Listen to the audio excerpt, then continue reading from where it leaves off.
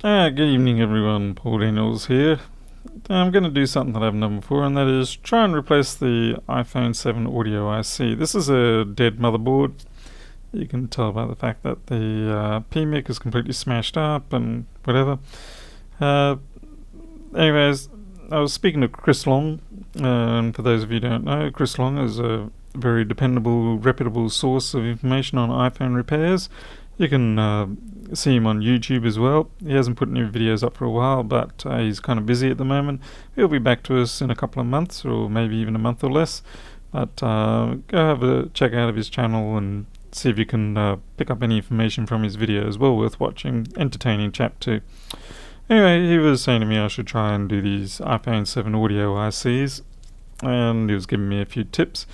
I'm just trying to now put him into action. First thing I'll try to do is get this IC off, and then we'll play around with the pads to fix up the audio IC issue.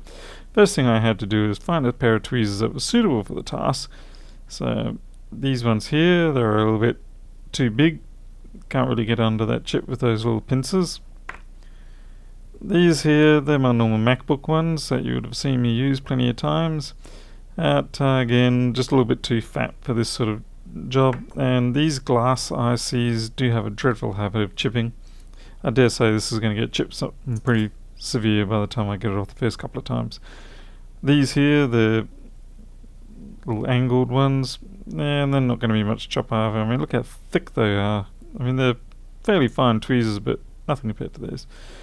In the end, I took some of these Vetus ultra fine ones, the SSJPs. Put a little bit of bend on the tips. That will mean that when I grab it, the pressure will be more on the bottom of the chip, and I can actually do a little bit of a lift here. Now that's important because I was being told that we want to really work on using the drop method to get these chips off properly.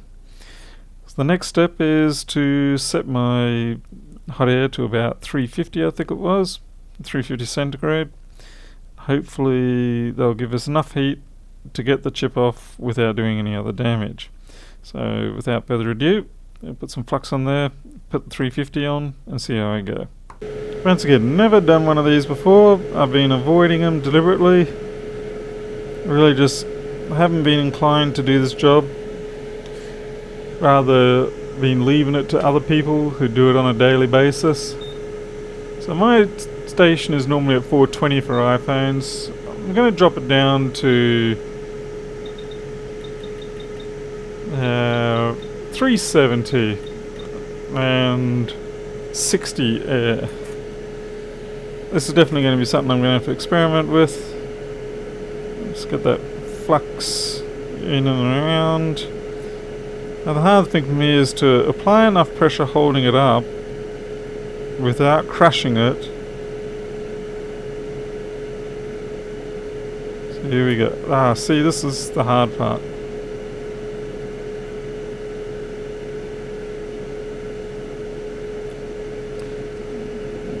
It keeps wiggling out on me.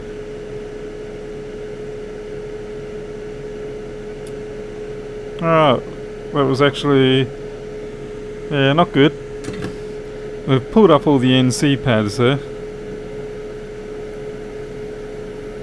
Got those pesky things out of the way. Crap. Yep, definitely didn't mean to end up with that sort of thing, but I could see the temperature was pretty much right. I should have waited a little bit longer. Maybe I wasn't applying any excessive, I think it's just the gravity. Alright, first lesson, we're going to lose all our NCs.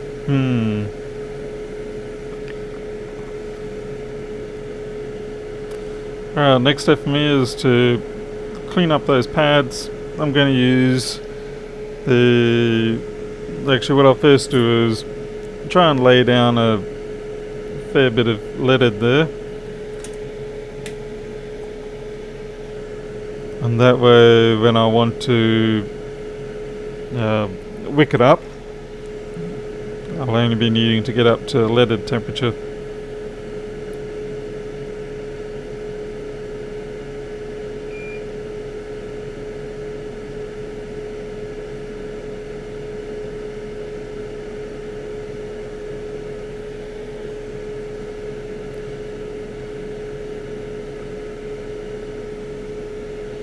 I'm not caring at this point about making all those pads nice, because like I said, the wick's going to grab all that.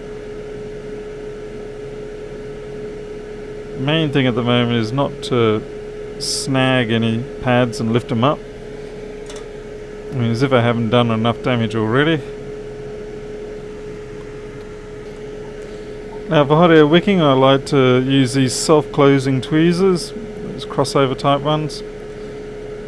And this is a piece of, I think, 2.5 millimeter wide Tech Spray No Clean. It's a wick that, interestingly, Chris did recommend to me many years ago. Well, not many years, but a few years ago. And I have to agree, it is quite good for this sort of job. Okay, at 300 or so, it's... I could be risking things here.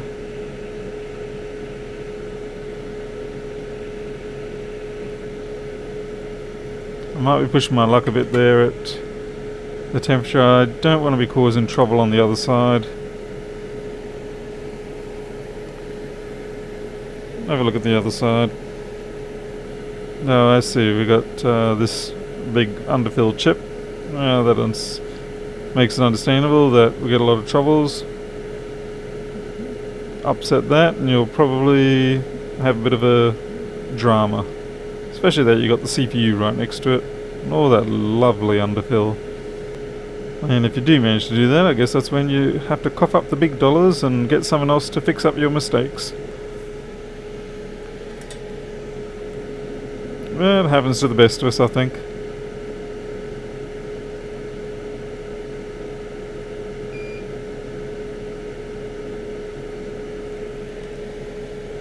Chances are I probably could have gotten away with not reballing that, but I've done it now. I mean, chances are I could have gotten away with not cleaning up all those balls. I could have just put it straight back down. But I've done it now, so I may as well... Oh, plus I lifted up those pads, so... Yeah. Alright, we need to reball this then. No, it shouldn't be a problem. Famous last words there. Alright, I guess which idiot doesn't have an iPhone 7 stencil? This one. As luck would have it, I do actually have an iPhone 7 stencil, but it's a really cheap, nasty one. Similarly enough, that same skew cut in it. Alright, we'll get this cleaned up and we'll go to the next step. Be aware, I'm not really using this in an actual working iPhone. This is purely me practicing the techniques, because I'd rather do this 3 or 4 or 5 times before I go and do it on a real person's phone. This stencil is going to last all of about 1 reflow. There's junk in it. Why is there junk in my stencil?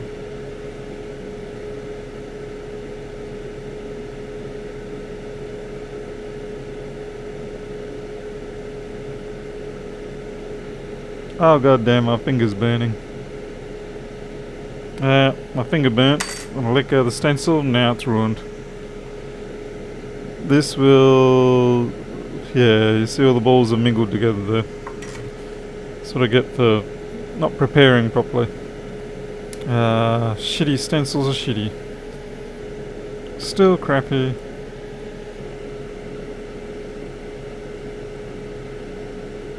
What is that snot-like substance in my paste? Genuinely have no idea what that is. It shouldn't be in there. Something very wrong there. Paste should never behave like that. It's fair to say that our paste is contaminated. Oh, try that again. Yeah, that didn't exactly go according to plan there. Yeah, that's with some somewhat drier paste. So let's see how we go this time. We're still on 380 or so, I think. Yeah, even with dry paste, I'm just going to have to be a little more patient on this one, let it bake off. The other problem I'm having is that the flux itself that they're using in this seems to be disinclined to boil off. I suppose it makes sense. I mean, yeah, you want it to stick around. No, just still too much boil out. And look at that. That is not normal. This poor chip, it's going through hell because of me. What do you know? CPU pitch is a match. We'll use that. That's going to be much better. I don't have the highest of hopes, but we're going to give it a slathering anyway. Doesn't feel like everything went good. I think I'm definitely going to need new paste. This paste has well and truly had its day. Fairly sure I'll cook the chip. Not so good. What the? So we got big balls there, little ball there, no ball there. Seriously, you fucking buckled up like that?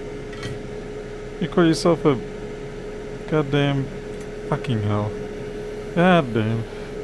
No, that's no good. Fuck, that's hot. Don't get me wrong here, this chip is ruined. Sure what's going on in the middle there. Just properties of a ruined chip. Yeah, that's well and truly cavitated through. That's okay, we're going to use this as a solder test. The next step we're going to do is actually make the links that supposedly fix all these problems with the audio chip. Now, let's see. C12 should be going to the second resistor here, and D12, this one here, can jump 3 and go to G12, which is that one there. G12 being the one, yep, that's it there. Alright, so we've got C12, D12.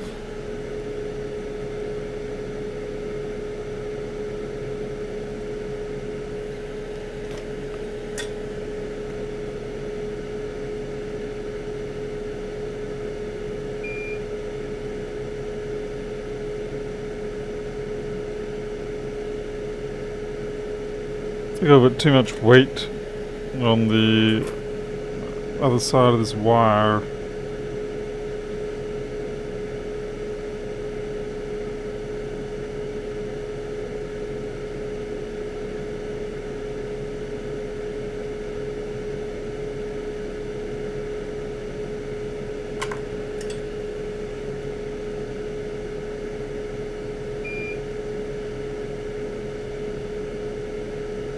Yep, I'm out of control. Also got the wrong tweezers. These are the tweezers for holding the chip. They're not going to hold the wire so well because they've got the curvature on them. So I'll get another pair. Okay, these should not have... Oh, you got a beak on you. Just gets worse.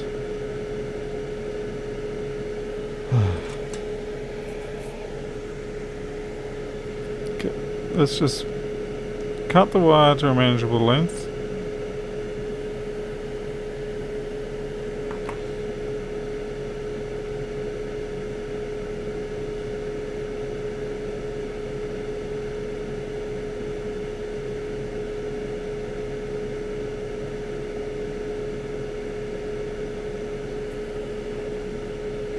Let's try preform it.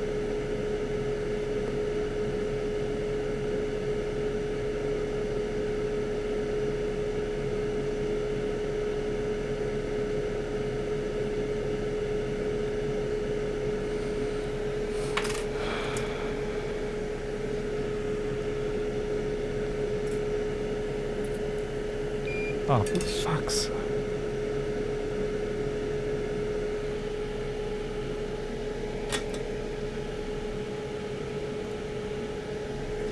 Second resistor, not the third.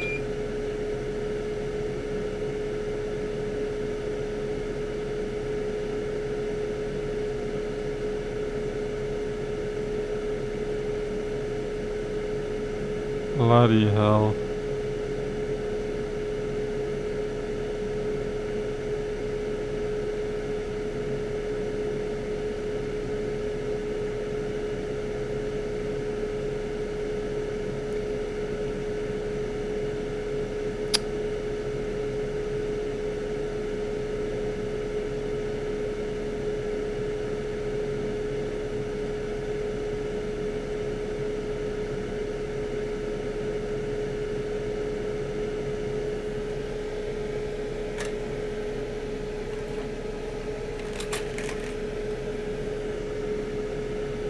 Right, try that again, shall we?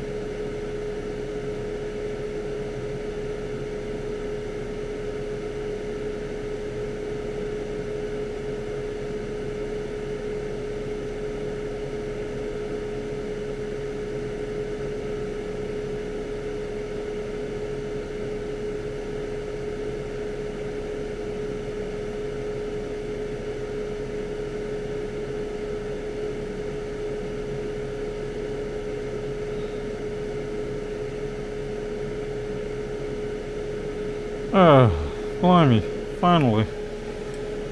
Crikey.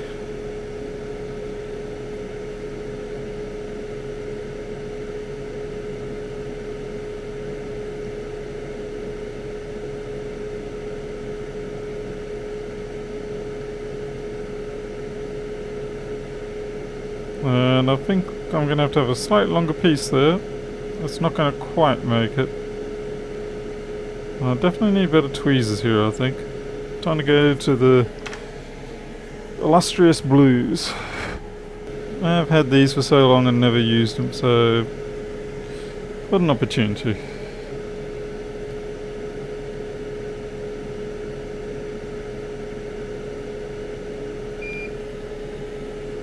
It's a little big.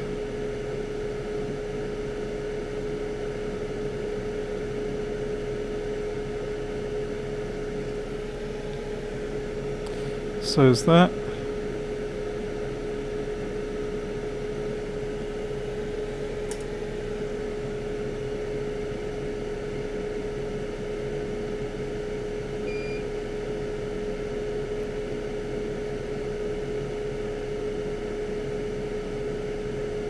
Shit, lost my first one now. Blimey heck. Alright. Gonna play it like that, fine. Man, I cannot use these curved nose ones very well yet. It's gonna be a bunch of practice. Oof.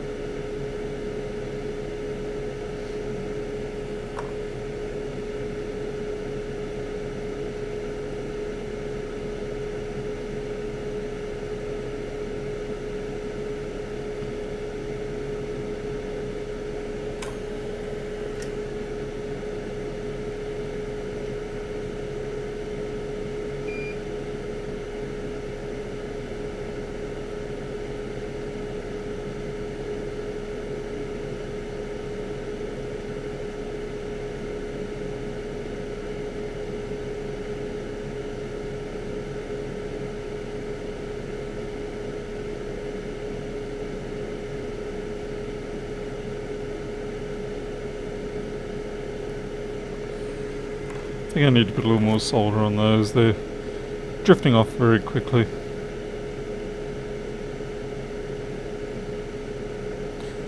And that's probably way too much solder.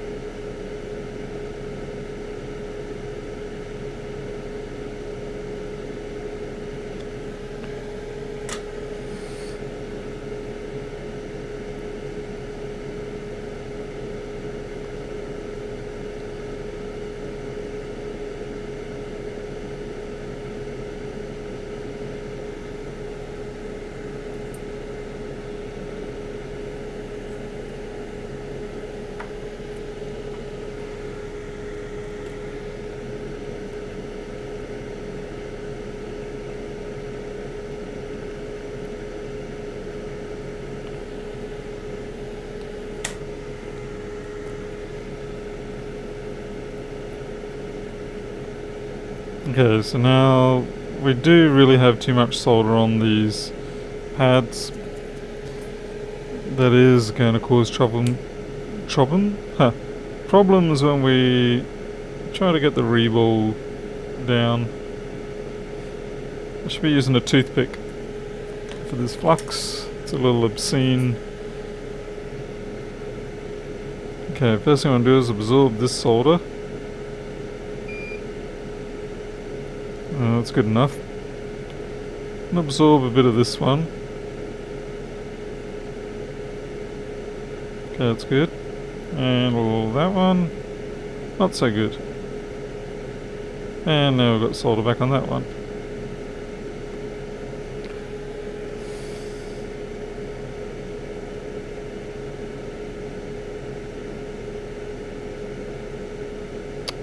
Flippity-doo.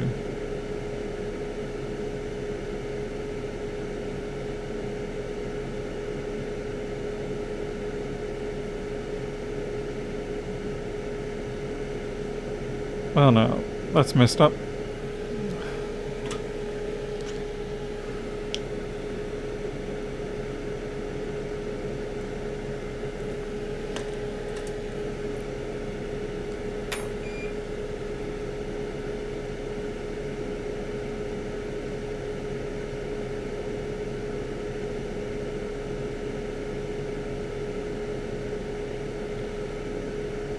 That resistor crap. That resistor is lifted.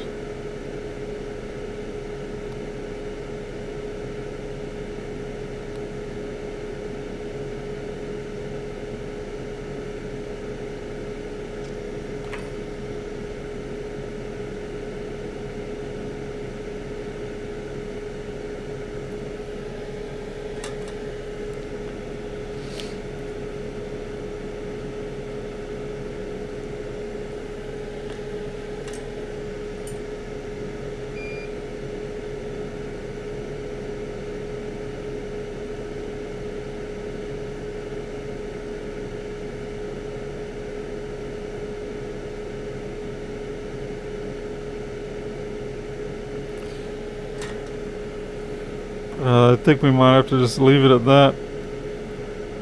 We've got that little tang there, which I'll try and gently knock around.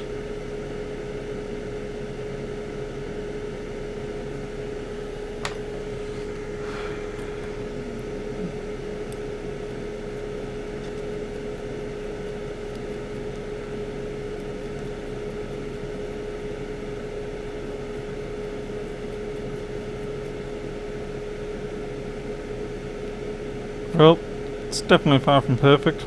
Hopefully it'll do the trick. I wonder if it would have been better if I'd routed that wire around these parts. Oh well. We'll try for next time.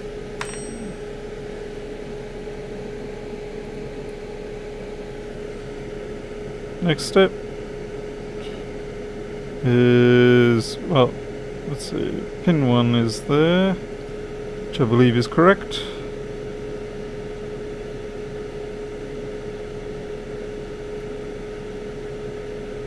I'm just going to have to dry out the alcohol from that area.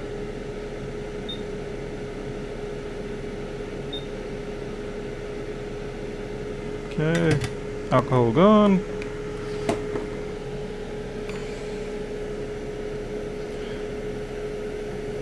Put in a small amount of flux.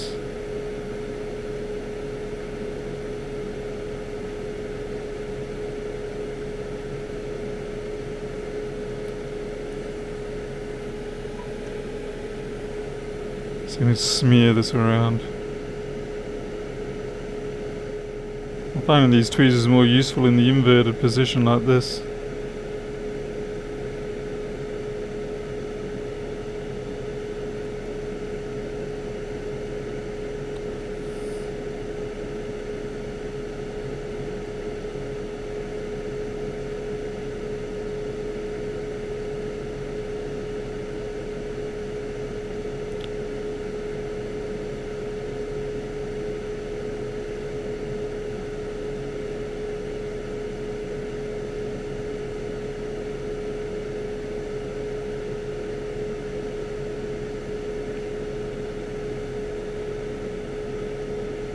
Yeah, I think that's pretty close. There we go, at 320. See if we have any luck.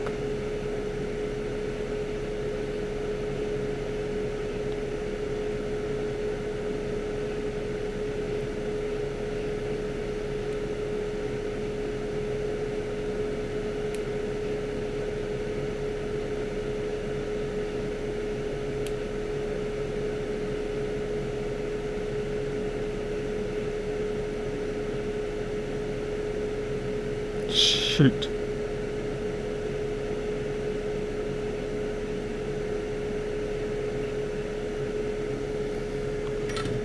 That was a little wild.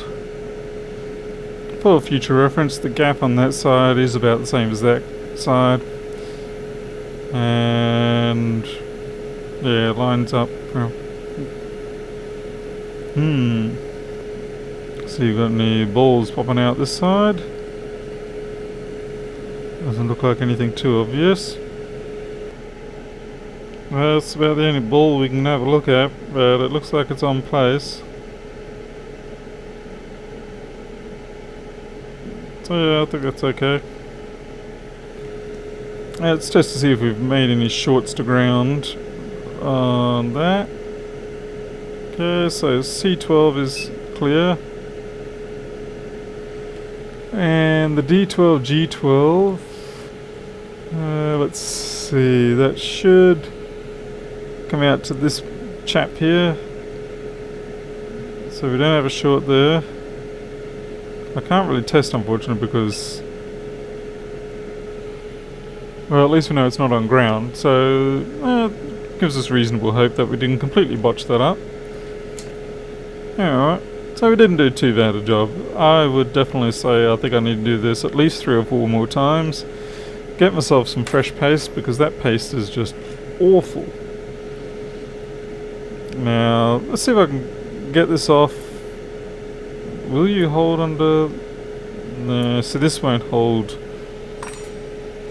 We need my curved tweezers to get this off. We've got a tiny bit of chipping on that chip. Okay, 340 and 60 this time.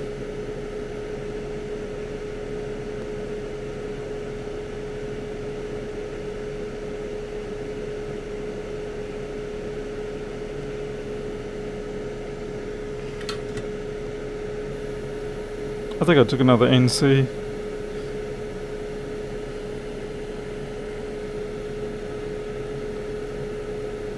Well, we can see our links stayed intact, so that's good. I've definitely got to watch out for removing of the NC pads. I seem to be a little bit aggressive there. Not sure what to think. Alright, we're going to leave it at that. I'm going to come back to this in the morning, have another shot at it. Obviously it's going to be a few more practice runs here, get this reballing sorted out. Like I said, I've really got to get new paste for that. Practice building the links a bit more, and then once I'm happy with that, I'm going to take one of my own working iPhone 7s and see if I can do this without destroying it. Alright, well, thank you very much for watching. I appreciate you all sitting around getting bored and having horrors. Hopefully you won't have too many nightmares. Until next time, you'll take care, and I'll see you later. Bye bye.